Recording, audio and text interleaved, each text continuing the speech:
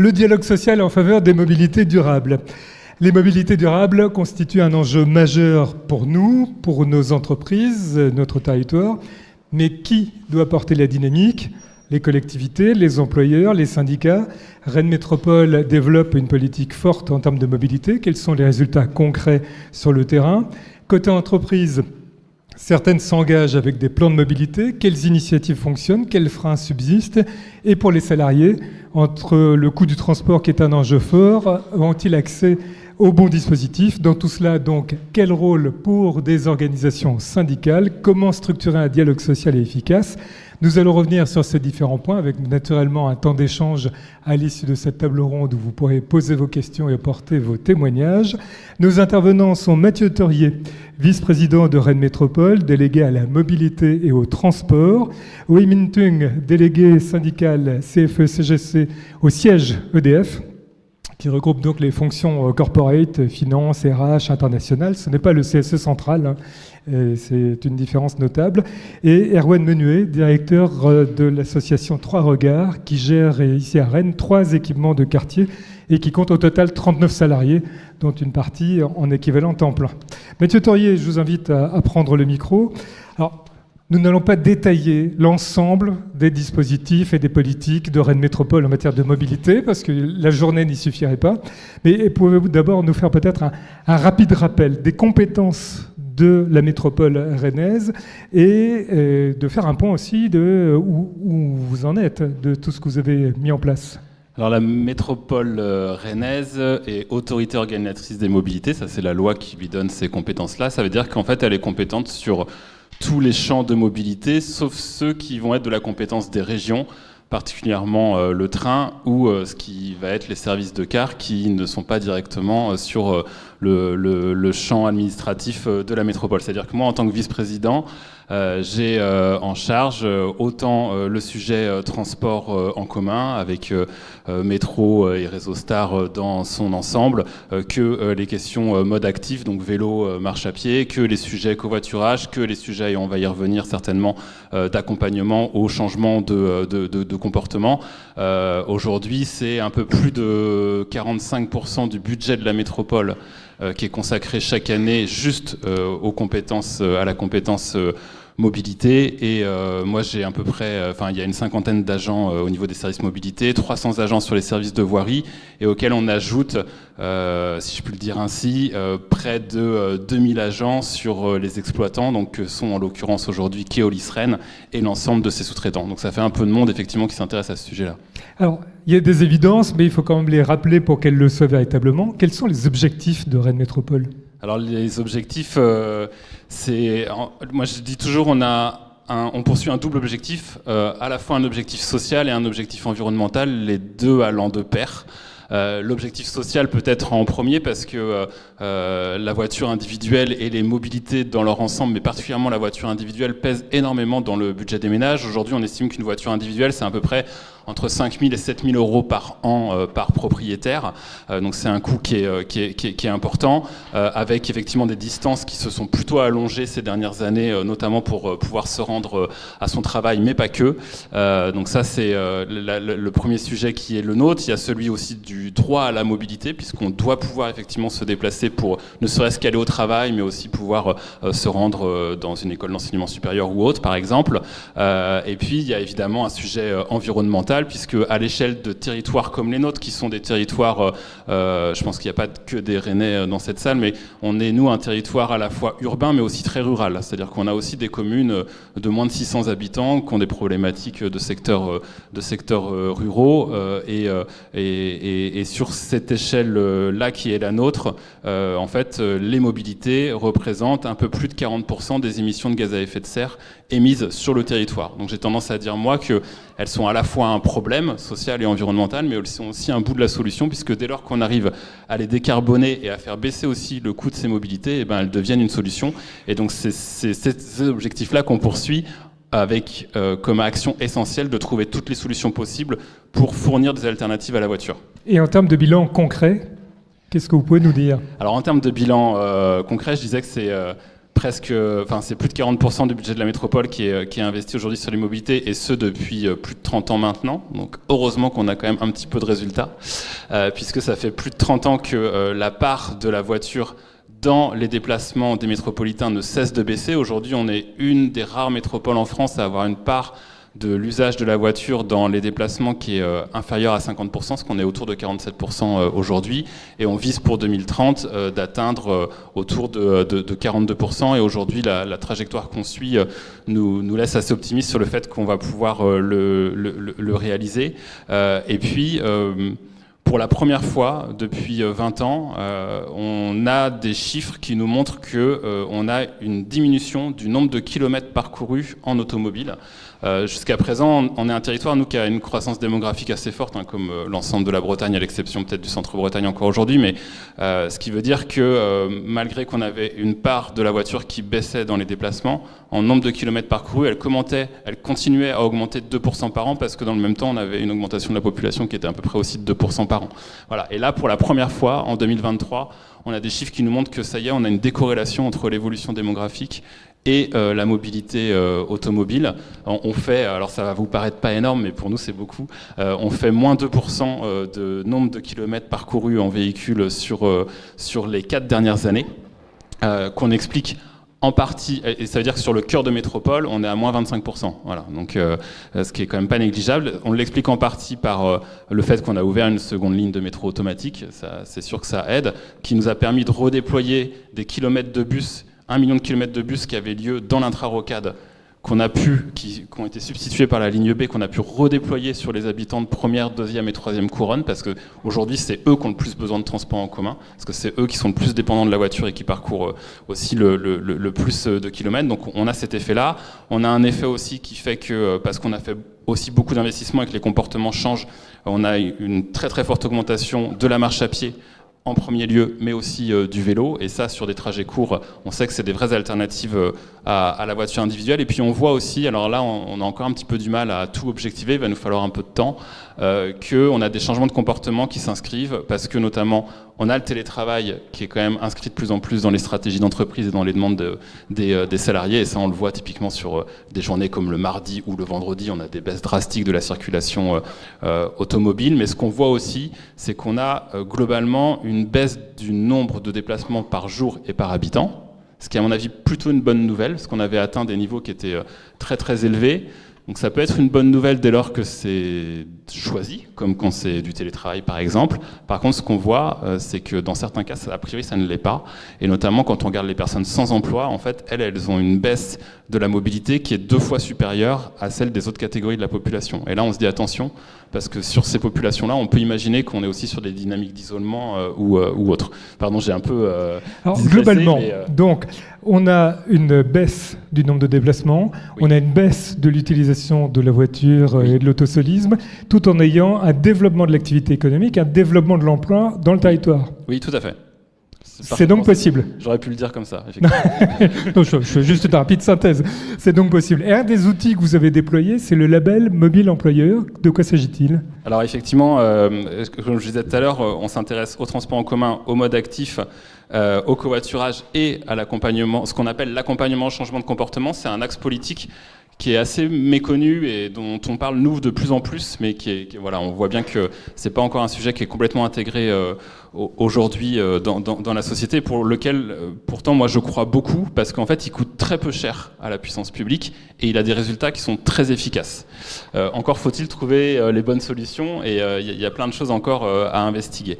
Et donc ce qu'on appelle l'accompagnement au changement de comportement, c'est comment on va accompagner les citoyens au sens large. Ça veut dire, ça peut être autant à travers des associations que des entreprises, que les accompagner à titre individuel, à justement changer leur comportement. On l'avait fait, pour celles et ceux qui sont sur le territoire s'en souviennent peut-être, déjà avec ce qu'on appelle les politiques temporelles, c'est-à-dire qu'on avait notre ligne A du métro dont on savait qu'elle allait arriver à saturation à un horizon qui était celui de 2014. Donc saturation, ça ne veut pas dire qu'elle se mettait à l'arrêt, ça veut simplement dire qu'on n'avait plus de capacité pour faire rentrer des voyageurs dedans. Ça veut dire qu'il fallait investir à peu près une centaine de millions d'euros pour augmenter sa capacité. Et normalement, on aurait dû le faire dès 2014. Et en fait, on a travaillé avec l'université Rennes de Villejean pour qu'elle décale ses cours d'1 quart d'heure, Et ce simple fait-là, qui nous a quand même pris 2 ans de travail, notamment dans le dialogue avec les organisations syndicales, ça nous a pris 2 ans, mais on a réussi à le faire. Et ce simple fait-là, ça nous a permis en fait de lisser la pointe du matin et du soir et de décaler de plus de 10 ans l'investissement d'augmentation de capacité de la ligne UA qu'on est en train de réaliser seulement maintenant pour 2028, donc 14 ans plus tard. C'est un exemple. Les autres exemples, c'est effectivement qu'on accompagne les employeurs. Donc aujourd'hui, c'est à peu près 200 employeurs qui représentent 85 000 salariés, qui sont accompagnés à travers ce qu'on appelle des plans de mobilité, où là, on va mettre en place avec eux un certain nombre d'actions. On s'adresse plutôt effectivement aux employeurs, mais les salariés doivent être impliqués, c'est essentiel. Et sur les 200 entreprises qu'on accompagne, on arrive à faire baisser la part de la voiture de 10%. Donc c'est un outil qui fonctionne. Alors, ce sont les grosses entreprises, parce que c'est moins difficile de travailler avec les grosses entreprises sur ces questions-là. Tout à fait. En fait, le service chez nous d'accompagnement changement de comportement, c'est 3 personnes. Donc de fait, ils vont pas pouvoir accompagner, même si on a l'appui du réseau Star derrière évidemment, mais clairement, ils vont pas pouvoir accompagner l'intégralité du monde économique de ce territoire. Donc on a ciblé effectivement des zones d'activité qu'on estimait être prioritaires, sur lesquelles on avait des problématiques particulières de mobilité, et plutôt effectivement les gros employeurs, parce que dès qu'on actionne des leviers avec eux, ça touche beaucoup de salariés derrière. Voilà, mais évidemment, on aimerait bien, au fur et à mesure du temps, de pouvoir toucher le plus largement possible les entreprises du territoire. Vous avez aussi développé une solution de covoiturage rémunéré. Oui. Qu'on inscrit d'ailleurs aujourd'hui dans les labels Mobile Employeur, parce que c'est souvent des solutions à l'échelle d'une entreprise ou d'un groupe d'entreprises ou d'une zone d'activité qui sont assez simples à mettre en œuvre, parce qu'un des gros freins au covoiturage, c'est le fait qu'en général, on n'est pas super rassuré de monter dans la voiture d'un inconnu. Par contre, si on connaît la personne, si on s'organise à plusieurs salariés ou avec les salariés de l'entreprise à côté, ça devient un peu plus facile. Et effectivement, nous, l'idée, ça a été... en fait, ce qu'on voit, c'est ce que je vous disais tout à l'heure, c'est qu'on a une baisse de l'utilisation de la voiture et du nombre de kilomètres réalisés en voiture. Par contre, on a aussi une baisse du taux de remplissage des voitures. Et ça commence à nous agacer un peu, parce qu'une bagnole, a priori, ça pèse 1 tonne, ça consomme au moins 5 litres au 100 et c'est fait pour transporter 5 personnes. Sauf que dans l'immense majorité des cas, on est tout seul dedans. Un exemple que je donne souvent, c'est qu'en heure de pointe sur la rocade de Rennes, quand il y a 100 voitures qui roulent, elles transportent 102 passagers. Il suffirait qu'elles transportent 108 passagers pour qu'on n'ait plus jamais aucun problème de congestion sur la rocade. Donc du coup, comment est-ce qu'on arrive à faire monter le taux de remplissage des voitures ? Eh ben, par le covoiturage. Et comment est-ce qu'on arrive à trouver des solutions pour le covoiturage ? On n'a pas tout trouvé, mais l'idée, c'est de donner des avantages incitatifs à ceux qui covoiturent, par l'interconnaissance, par nos parcs relais qui sont accessibles aux covoitureurs facilement aujourd'hui, par des voies dédiées au covoiturage et par des systèmes de rémunération de gens qui covoiturent. Et donc ça, c'est un système qui est en place depuis janvier avec Blablacar Daily, qu'on sous-traite sur ce sujet-là et pour lequel on communique beaucoup auprès des entreprises, parce qu'on pense que les entreprises peuvent vraiment être des lieux qui favorisent justement ce covoiturage. Et c'est un dispositif qui dépasse les limites administratives de la métropole. Oui, tout à fait. Effectivement, vous faites bien de le préciser, c'est que on essaye de plus en plus, sur le covoiturage, mais aussi sur les transports en commun, de sortir des seules limites administratives de la métropole, alors en respectant les compétences de chacun et les budgets de chacun. Mais moi, j'ai pris mon bâton de pèlerin avec la présidente en début de mandat. On a fait le tour de tous les établissements publics de coopération intercommunale voisins de la métropole pour essayer de mettre en place des coopérations. On en a mis en place sur les transports en commun. Et là, effectivement, le système avec Blablacar, en fait, on s'est retrouvé à être plusieurs dans le même temps, à développer le même service. Et donc, c'est un service qu'on va de plus en plus coordonner à plusieurs. Mais aujourd'hui, il existe déjà, que vous habitiez en dehors de la métropole ou pas, vous pouvez l'utiliser. Donc, c'est raisonner davantage en termes de bassin d'emploi. Oui. Notamment pour des salariés, plutôt que par limite administrative. Très clairement, on est en train, avec la région Bretagne, d'organiser un syndicat mixte à l'échelle de la Bretagne, mais avec des déclinaisons plus locales qui seront à l'échelle des bassins d'emploi, pour justement mettre des moyens et coordonner nos actions en matière de mobilité à l'échelle des bassins d'emploi. Et moi, ce que je dis souvent, c'est que aujourd'hui, sur le cœur de notre métropole, on a 75% des Rennais qui sont à moins de 10 minutes à pied d'une station de métro, 66% des métropolitains qui sont dans le même cas. On est en capacité de continuer à déployer un certain nombre de moyens de réseau de transport collectif vers la première et la deuxième couronne, et c'est clairement notre priorité aujourd'hui. Mais il y a le sujet des gens qui sont en troisième, quatrième couronne, avec plein de sujets politiques, sociaux, etc., dont on n'aura pas le temps de débattre, mais sur lequel il faut à tout prix qu'on amène aussi des solutions de mobilité alternatives à la voiture. Et c'est pour ça que le travail avec la région et les autres EPCI devient aussi essentiel de ce point de vue-là. Nous sommes ici dans un colloque organisé par la CFE-CGC.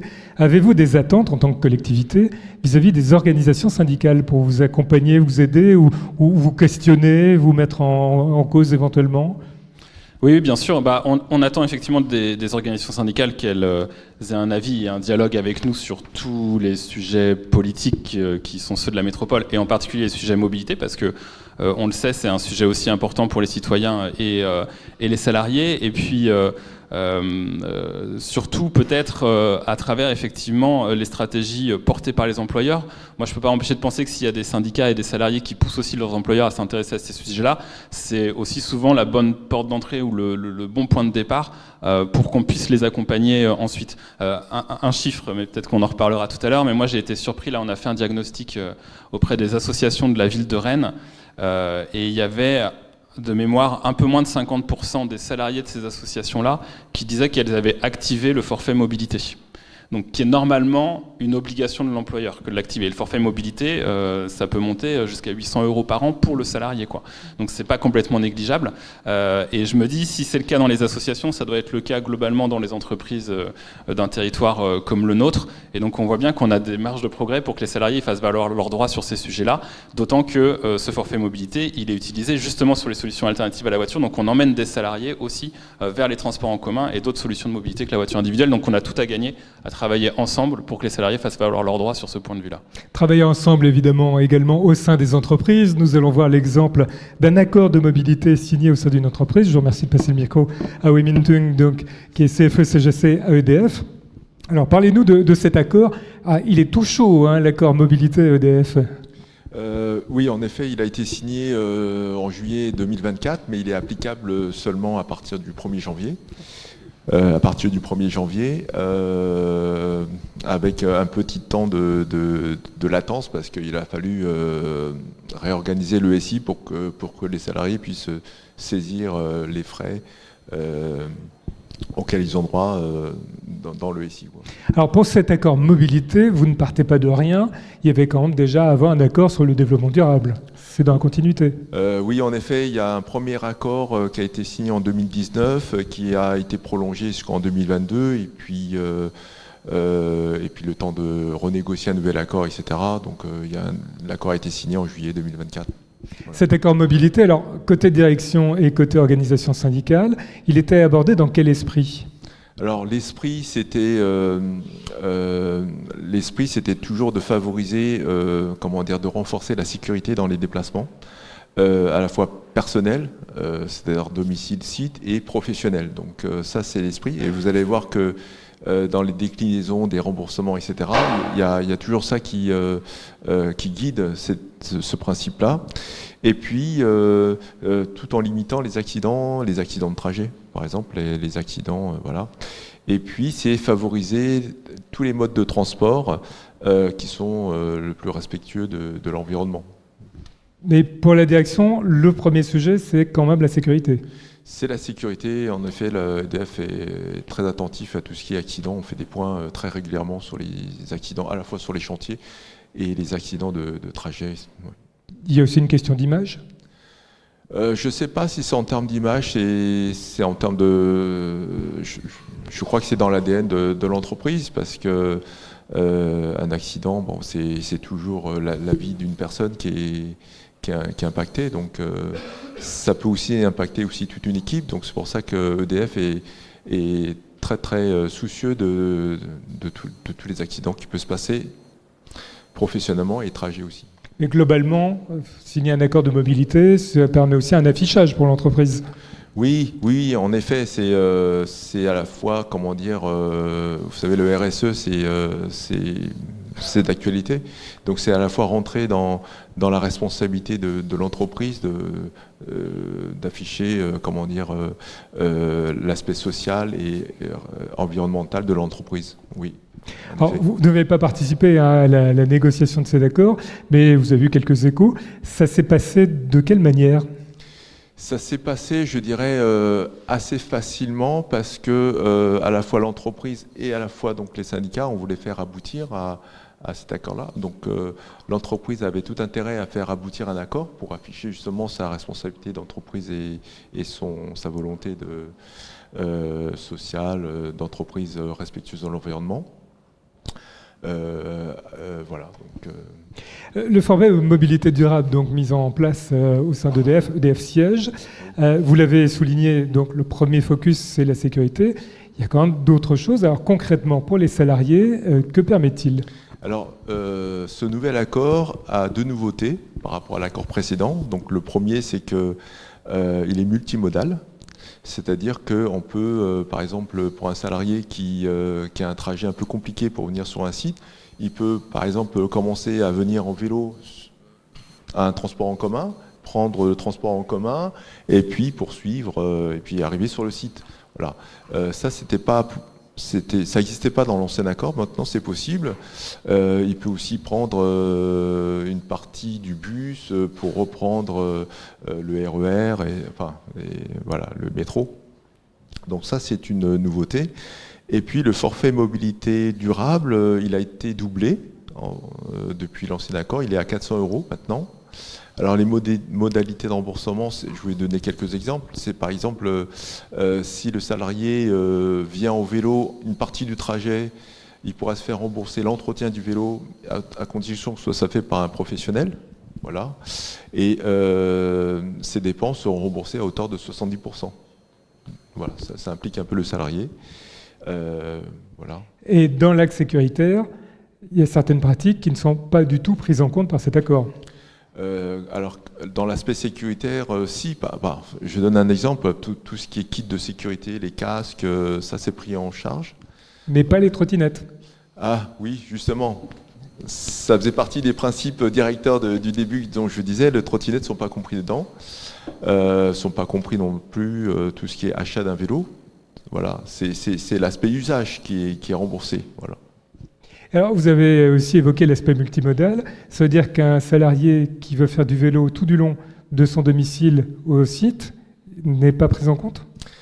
C'est-à-dire que là, il faudra qu'il démontre que ce trajet-là est optimum en termes de temps et en termes de sécurité. Voilà. Mais c'est vrai que l'entreprise encourage les transports en commun en priorité.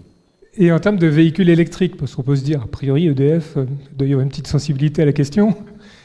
Alors, en termes de véhicules électriques, sur tous les sites EDF, il y a des bornes de recharge. Voilà. La pratique sur les différents sites et les différentes entités d'EDF, elles sont un peu différentes. Et cet accord vise à uniformiser la pratique pour toutes les entités et tous les salariés du groupe. Donc la base minimum, c'est que le tarif pour se recharger est inférieur de 25% au tarif grand public. Voilà. Au début, c'était bien plus. Au début, c'était plus. La part de remboursement était plus importante, mais ça a été considéré par l'URSSAF d'un autre œil. Alors, c'est-à-dire que ce que je veux dire, je vois où est-ce que vous voulez en venir. Sur certains sites, on a la recharge qui est gratuite. Voilà. Bon, à condition de respecter un certain protocole, c'est-à-dire il faut quand même acheter les recharges et puis se faire rembourser. Par contre, cette pratique n'est pas uniforme sur tout le groupe EDF. Certains sites ou certaines entités du groupe peuvent être mieux-disants par rapport à l'accord. Voilà. L'accord prévoit juste des tarifs inférieurs de 25% au tarif grand public. Par contre, ça uniformise les pratiques des salariés qui viendraient, par exemple, d'une filiale qui viendrait au siège, par exemple, ils auraient les mêmes droits qu'un salarié d'EDF qui irait dans une filiale, ce qui n'était pas possible avant. Par exemple, on avait quelqu'un qui travaille dans une filiale qui vient sur le site EDF, il pourrait pas se recharger en fait. Donc voilà, cet accord permet une sorte d'universalité, de transversalité Mais il faut veiller à ce que ça ne soit pas considéré comme un avantage en nature par l'URSSAF. Alors, justement, jusqu'à maintenant, ceux qui avaient une voiture électrique, pour certaines entités d'EDF, ils pouvaient venir donc se recharger gratuitement. Mais cette pratique a été un peu, elle a failli d'être dénoncée cette année par l'URSSAF, parce qu'ils considéraient que c'était un avantage en nature et qu'il fallait le faire payer aux salariés. Voilà. Et je crois qu'on a gagné un sursis d'1 an, puisqu'on a expliqué qu'il y avait l'accord qui a été signé, que ce serait peut-être pas bon signe de supprimer là aujourd'hui, mais on ne sait pas si ça va durer. Peut-être l'année prochaine, ça va être supprimé. Voilà. Donc, aujourd'hui, vous en êtes vraiment au tout début de la mise en place ? vous parlez des recharges ? Non, de l'ensemble de l'accord mobilité qui a été signé récemment. C'est vrai ça a été applicable à partir du 1er janvier. On a très peu de recul sur le nombre de personnes qui vont utiliser le FMD, le forfait. Voilà. Globalement, si tout le monde l'utilisait, ça représenterait un coût conséquent pour l'entreprise. Oui, en effet. Alors, c'est vrai qu'il y a le forfait de mobilité qui est à 400 €, mais on évalue en fait le coût global à 1 000 € par salarié, c'est-à-dire ça comprendrait l'installation des bornes électriques. J'ai entendu parler de l'abonnement à 75%, donc ça aussi, ça en fait partie. Tout ce qui est réparation, entretien du vélo ou casque, effectivement, c'est évalué à 1 000 €. Mais ça ne veut pas dire que l'entreprise va dépenser 1 000 € multiplié par le nombre de salariés. 80 000 ? Oui, 80 000, parce que tout le monde n'est pas en multimodal. Donc c'est un peu, je dirais, un petit point faible de l'accord, si je peux me permettre. Par exemple, on ne pourrait pas se dire je viens 1 jour par semaine en vélo et puis je fais entretenir le vélo par le forfait mobilité durable. Donc ça, c'est pas possible. Il faut vraiment que ça fasse partie du trajet, en fait. Voilà. Donc rendez-vous en 2026 pour un premier bilan, Oui. puis surtout pour voir comment on va le faire vivre et le faire évoluer visiblement, cet accord. Oui, moi j'ai déjà des idées pour le faire évoluer, notamment pour ceux qui, et dans ce que j'ai dit tout à l'heure, favoriser les déplacements en toute sécurité. Et je vois que le terme santé, par exemple, n'y est pas. C'est-à-dire que si on venait en partie en vélo, ça entretient aussi la santé du salarié aussi. Alors, nous allons voir un autre exemple avec une association, avec Erwan Menuet, donc directeur de l'association Trois Regards, qui existe depuis 45 ans. Vous avez 3 équipements de quartier, 39 salariés, donc 21 équivalents temps plein. Et vous êtes arrivé à la direction de cette association il y a 4 ans et vous êtes dit, on va peut-être revoir le modèle de dialogue social. Est-ce que vous pouvez nous en dire 2 mots ? Ouais,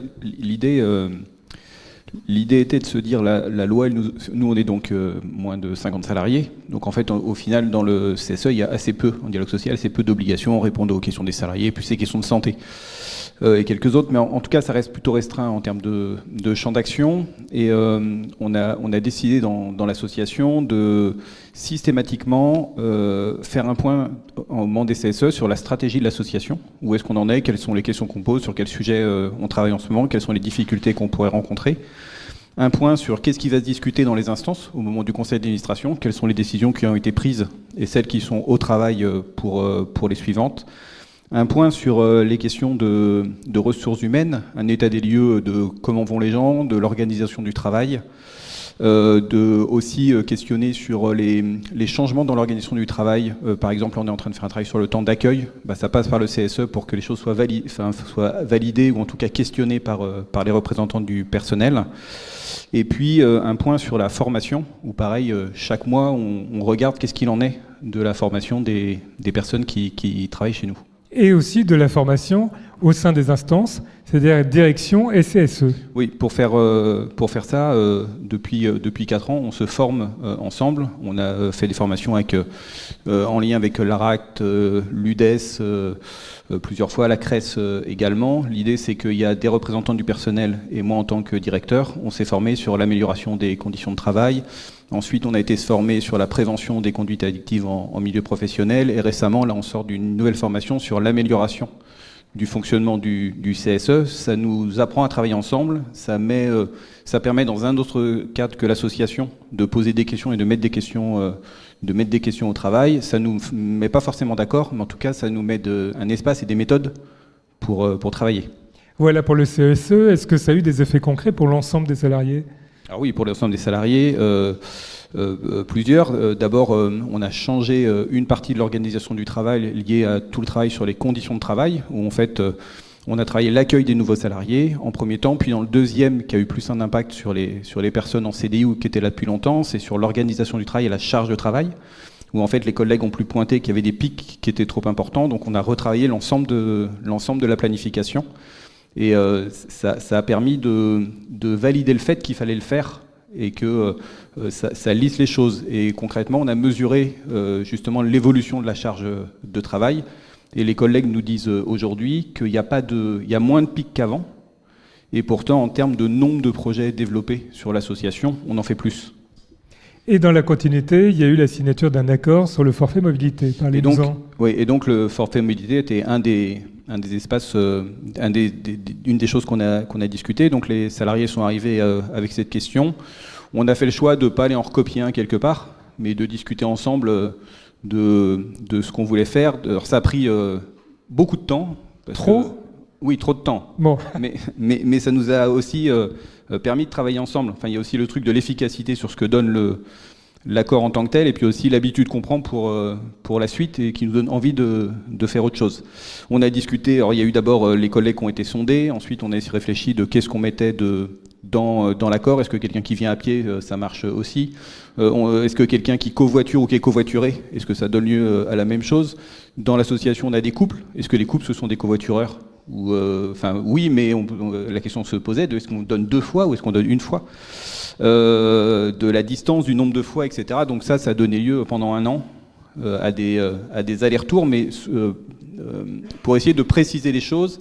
Et on est passé par une décision unique de l'employeur, mais pour que ce qu'on écrive dedans soit d'accord sur.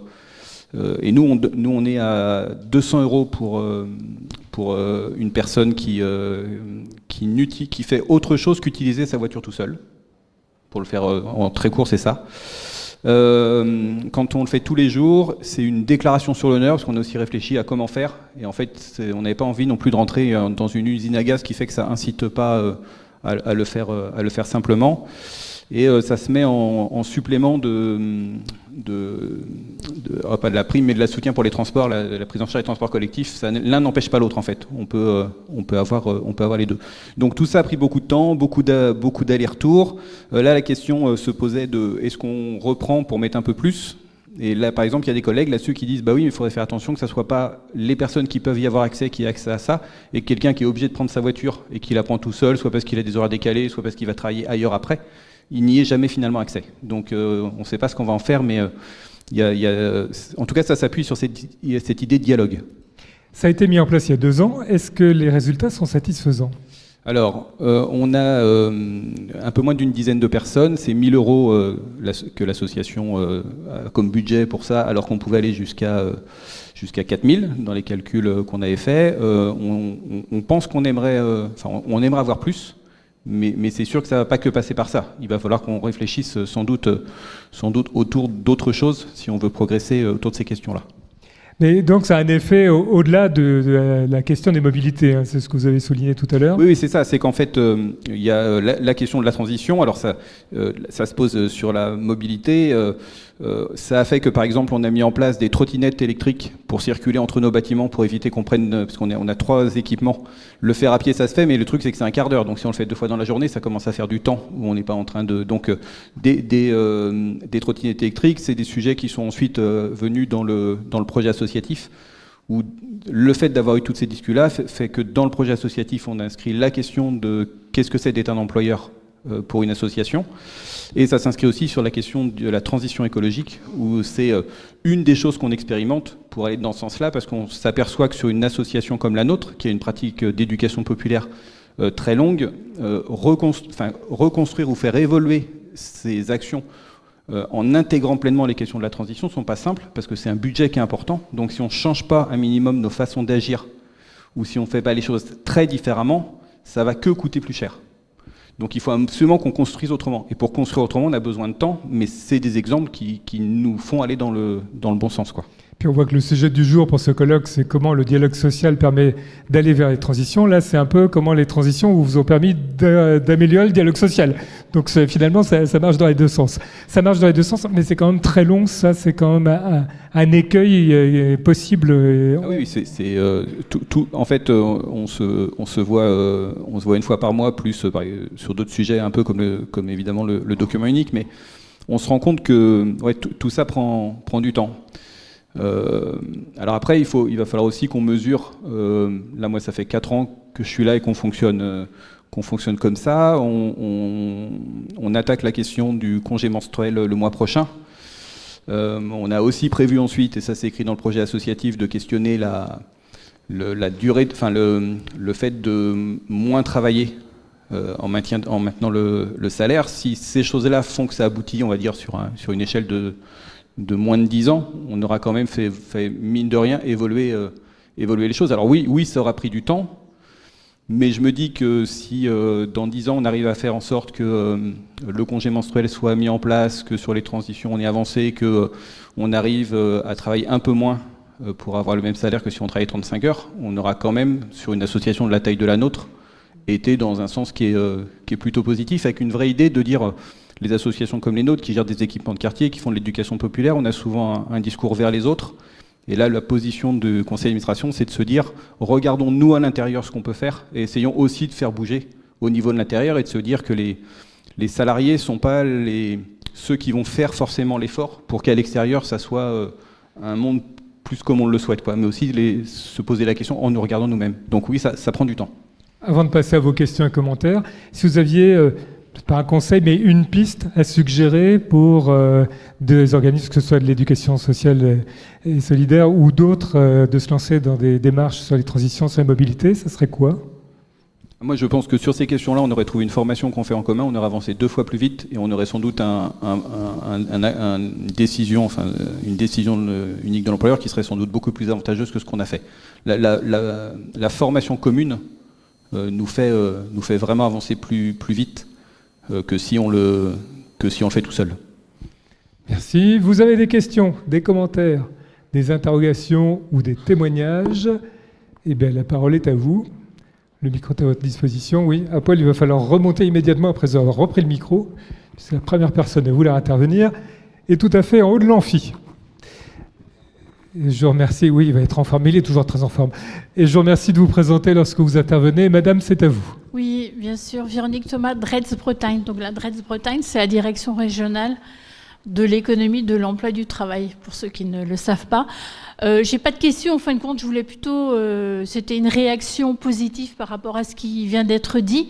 Je vais totalement dans le sens de ce qui a été dit lors des deux dernières interventions. C'est vrai que et ça me permettra de rebondir aussi sur ce qui a été dit ce matin quand on parlait des droits humains, c'est-à-dire que la transition écologique... pour les services du ministère du Travail. C'est pour ça aussi qu'on porte fortement ce sujet. C'est une opportunité pour retravailler, rediscuter la question de l'organisation et des conditions de travail. Donc on voit bien dans les exemples qui ont été cités, quand on est sur une réflexion autour de mobilité douce, ça nous permet de re-questionner le sujet des conditions de travail. Comment on fait pour améliorer la situation des salariés dans l'entreprise. Donc du coup, ça légitime encore plus le fait que tous collectivement, forcément les représentants des salariés, mais également les représentants employeurs, les employeurs et tous les autres acteurs qui ont à traiter du sujet, on puisse aller sur ces sujets-là. Et puis je rebondis également sur ce qui a été dit sur les formations communes.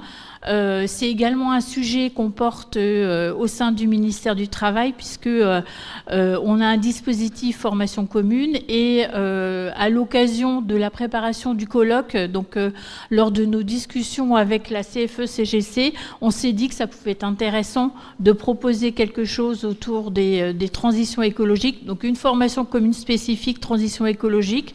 Donc je fais un appel à candidature en lien avec la CFE-CGC. Donc s'il y a certaines entreprises avec des représentants salariés et des employeurs qui seraient intéressés par se former ensemble sur le sujet de la transition écologique, donc on est preneur de vos candidatures, de vos souhaits de travailler ensemble sur le sujet. Merci, l'appel est donc lancé. D'autres interventions? Oui, alors intervention tout à fait de l'autre côté.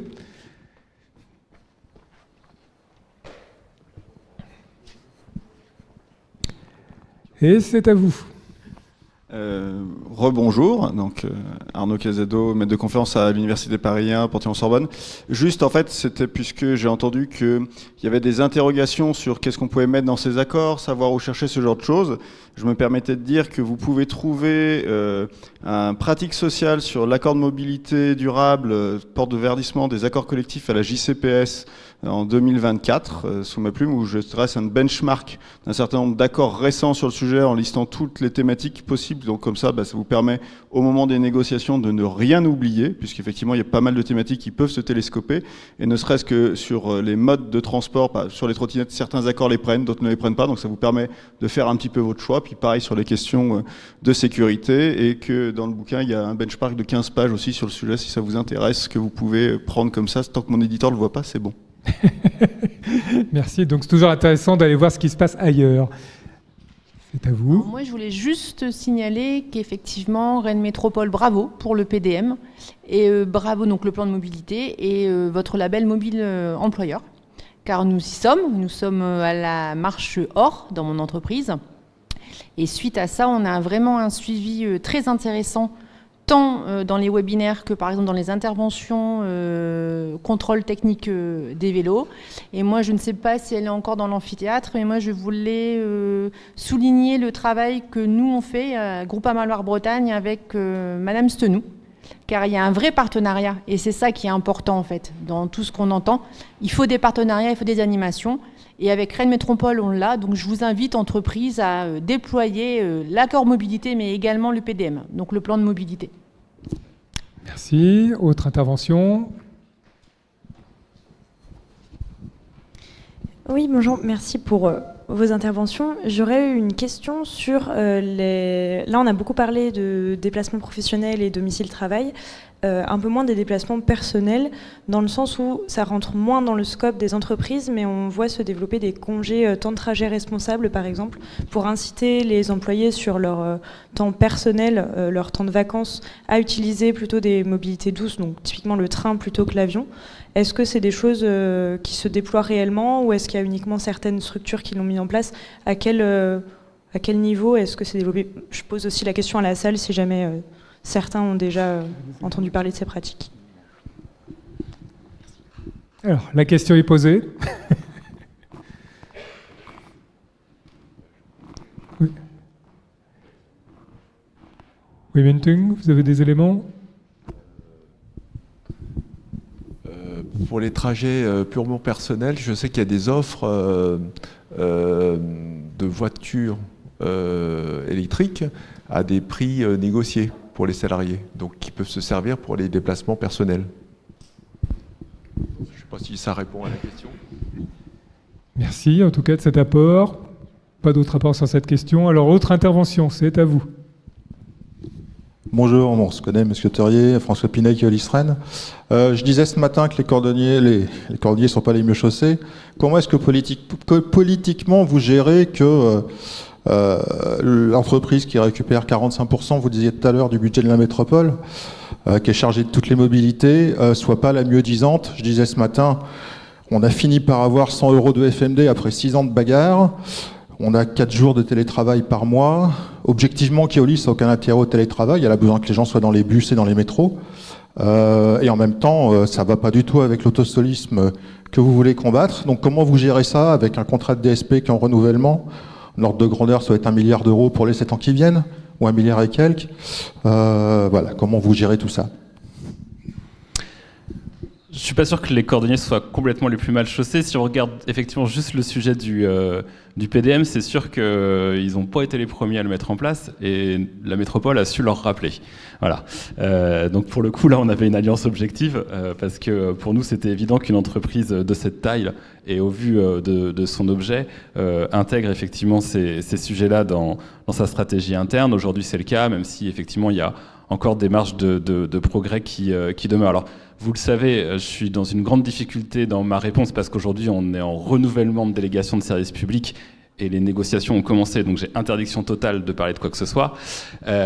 Simplement, ce que je peux vous dire, c'est que dans la façon dont on a construit, nous, notre cahier des charges sur une DSP aussi importante que celle des mobilités. Alors, la DSP en tant que telle, c'est pas 45% du budget de la métropole, puisque dans les 45%, vous avez tout ce qui est investissement, notamment voirie, etc. Mais effectivement, aujourd'hui, le forfait de charge, c'est-à-dire le budget de fonctionnement pour le réseau Star, c'est à peu près 180 millions d'euros par an. Donc, on voit effectivement tout l'enjeu qu'il y a à ce que ces 180 millions d'euros par an, ils soient utilisés pleinement sur les sujets de transformation écologique et sociale du territoire. Et donc, ce que je peux vous dire, c'est qu'on a un cahier des charges, effectivement, qui intègre très fortement à la fois les sujets de forme et de gouvernance au sein de l'entreprise.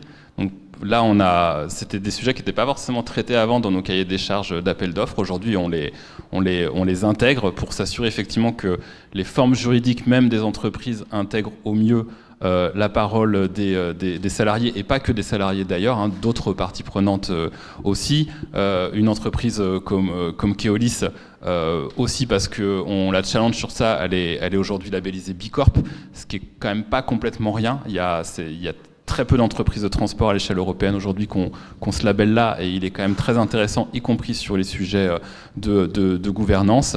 Et puis, effectivement, on a toute une pondération qui est prévue dans le cahier des charges sur l'intégration des sujets sociaux, sachant que nous-mêmes, en tant que collectivité, dans les prévisions budgétaires qu'on a jusqu'à la prochaine DSP, on intègre les sujets sociaux dans nos coûts. Voilà.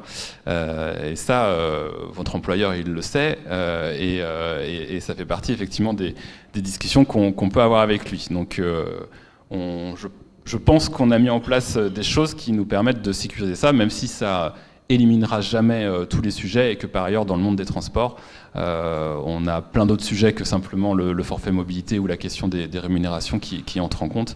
Et on a d'ailleurs l'occasion de se voir de temps en temps pour en échanger. Autre intervention ?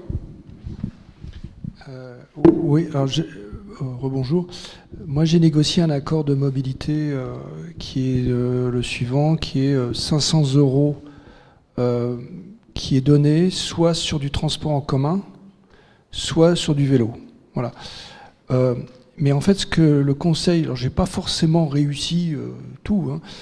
Pour moi, ce qui est important dans un accord de mobilité, bien sûr, c'est du pouvoir d'achat pour les salariés, c'est aussi quelque chose qui est défiscalisé, mais c'est d'avoir une clause de revoyure et une clause d'objectif. C'est-à-dire qu'on a fait une mesure de combien de personnes utilisaient les transports en commun, le vélo, etc. Et pour moi, c'est vraiment important dans ces accords de mobilité, je dis ça pendant les groupes, on peut se permettre, c'est de dire, ben voilà, quel est l'objectif ? On a aujourd'hui 5% de gens qui viennent en vélo, est-ce que demain on peut arriver à 10, 15, 20%, tant de transports en commun ? Et donc, il faut... et pas simplement la simple lecture du FMD qui dit bah voilà, je vous donne du pouvoir d'achat, tout le monde est content, j'affiche que j'ai fait du vélo, mais finalement je ne sais pas ce que j'en fais, quoi. Et alors ça peut s'articuler aussi avec le calcul. Alors moi je suis dans une entreprise tertiaire, alors évidemment pour ceux qui sont dans l'industriel c'est un peu différent, mais du scope 1, scope 2, scope 3, puisque tout le monde doit calculer en principe bientôt le scope 3. Et donc, ou scope 2 d'ailleurs, et là où, au fait, les gens qui se déplacent et qui viennent sur votre entreprise, avec l'effet télétravail complet, parce que l'effet télétravail, oui, mais le télétravail, est-ce que par définition c'est bien ? Peut-être, mais si les gens doivent chauffer chez eux, ça reste à voir. Voilà. Donc c'est juste une remarque, pour moi, importante. Merci, qui concerne donc Capgemini. Et une dernière intervention, 2 dernières interventions. Merci. Alors, je voudrais un petit peu élargir le sujet. J'espère que c'est pas trop hors sujet, parce que j'ai entendu essentiellement, voire uniquement parler des mobilités C'est le sujet de la table ronde. domicile-travail. Ah oui. Moi, je vois mobilité durable. Donc, pour moi, mobilité durable, c'est beaucoup plus large que ça. Et je voudrais qu'on parle un peu des mobilités durables à longue distance. Dans le cadre du travail, on est amené à se déplacer chez des clients, chez des fournisseurs, chez des collègues pour des réunions à distance. Moi, je travaille à Orange, je suis dans le syndicat Sud, je suis pas à CFE-CGC, mais bon, j'ai très bonne relation avec mes collègues de la CFE. Et parmi nos revendications, nous, on demande que quand on va rendre visite à des collègues à l'autre côté du pays, ou en Tunisie, ou en Slovaquie, où on a des collègues, eh ben, on puisse bénéficier d'un jour libre pour faire le déplacement si on y va en train plutôt qu'en avion. Donc je voudrais savoir, est-ce que dans les gens qui sont dans la salle, est-ce que c'est quelque chose qui est aussi porté par vos organisations? Est-ce que les entreprises sont prêtes à faire un mouvement là-dessus? Parce que chez nous, je préfère vous dire, à Orange, c'est no-go. Merci. Alors, y a-t-il des go quelque part? Oui. Avant d'avoir Mathieu Torier, est-ce qu'il y a un contre-exemple dans la salle? Oui. Arnaud Cazado. Alors attendez, il faut que vous ayez un micro pour qu'on vous entende. Pour le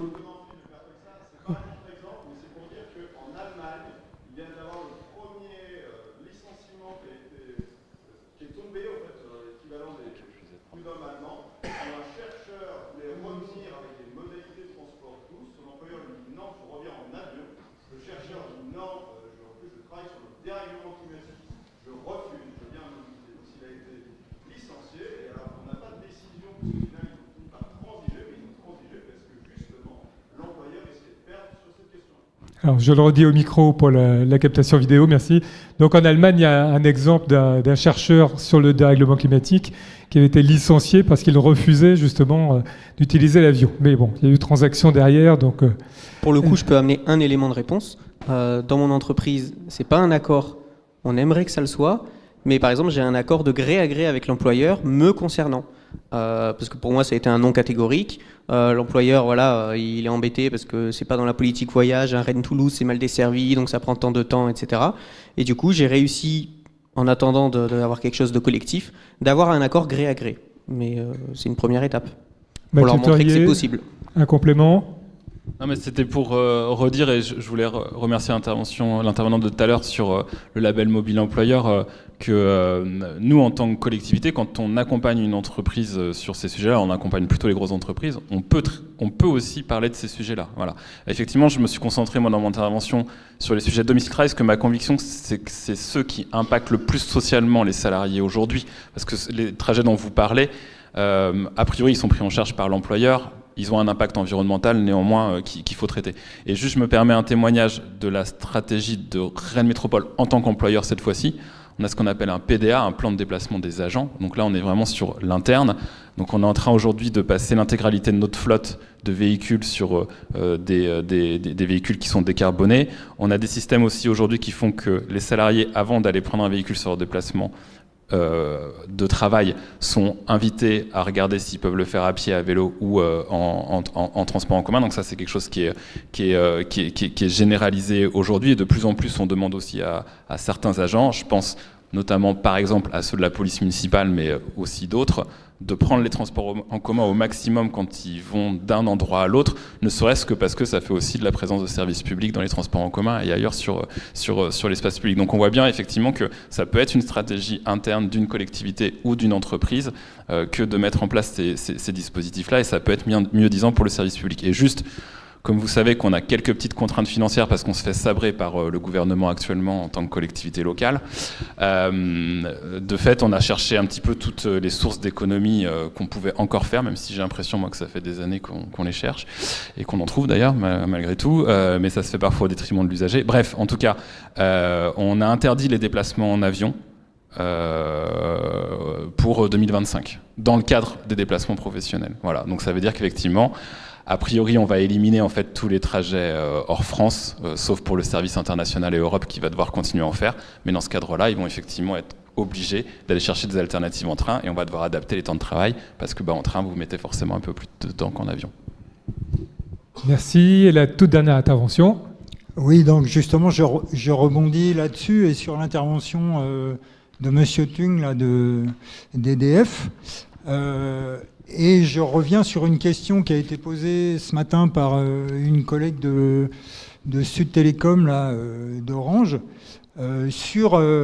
là, bien sûr, on discute des mobilités principalement des salariés, mais quelque part, on ne remet pas en question les orientations de l'entreprise. Et Dieu sait si EDF, qui est une entreprise de production d'électricité,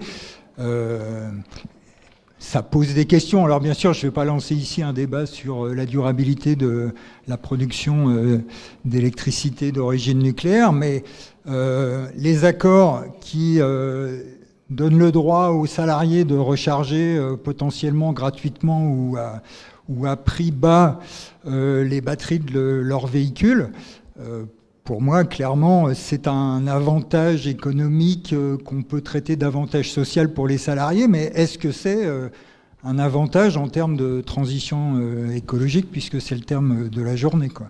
Eh bien, merci pour cette ouverture vers d'autres champs de réflexion. C'est ainsi que s'achève cette deuxième table ronde de la journée. Merci à nos intervenants, vous pouvez les remercier également.